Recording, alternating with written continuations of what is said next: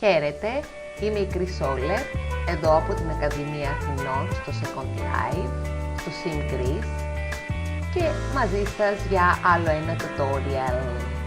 Θα μάθουμε σήμερα πώς μπορούμε να κάνουμε ένα νέο φύλλο. Γι' αυτό λοιπόν ας πάμε να βρούμε ένα φύλλο.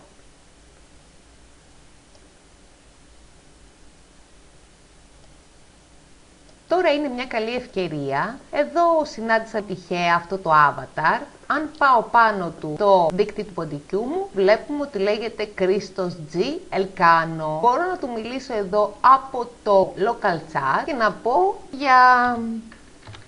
Θα σας δείξω αυτή τη στιγμή πώς μπορώ όταν έχω δίπλα μου ένα avatar να τον προσθέσω στη λίστα των φίλων μου. Στοχεύω πάνω στο avatar, πατάω δεξί κλικ στο ποντίκι μου και βγαίνει αυτός ο κύκλος σαν πίτα που έχει διάφορες δραστηριότητες που μπορώ να κάνω. Καταρχήν, άμα ήθελα, μπορούσα να δω το προφίλ του, να δω και τι avatar είναι. Αλλά δεν είναι αυτός ο στόχος μας τώρα, είναι να τον προσθέσουμε στους φίλους μας. Οπότε πατάμε το End Friend και βγήκε εδώ μια πρόσκληση, λέμε OK και βλέπουμε από την άλλη μεριά μου έστειλε και ο Χρήστος μια πρόσκληση OK και accept.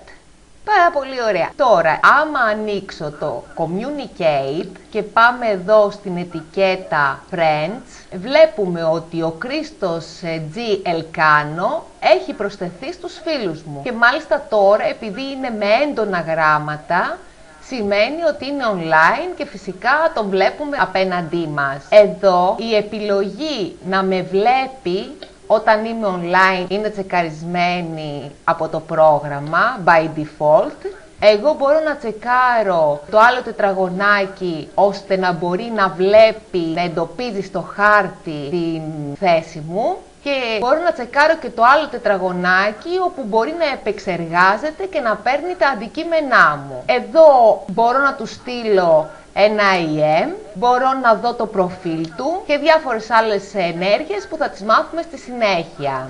Ευχαριστούμε πάρα πολύ τον Χρήστο που συμμετείχε εδώ σε αυτό το tutorial. Το βιντεάκι αυτό μπορεί να το βρείτε μαζί με άλλα βιντεάκια στο YouTube γράφοντας την αναζήτηση Chrysoic στο web Chrysoler in Second Life από Athens Academy και όλο τον ελληνικό κόσμο Second Life. Γεια σας!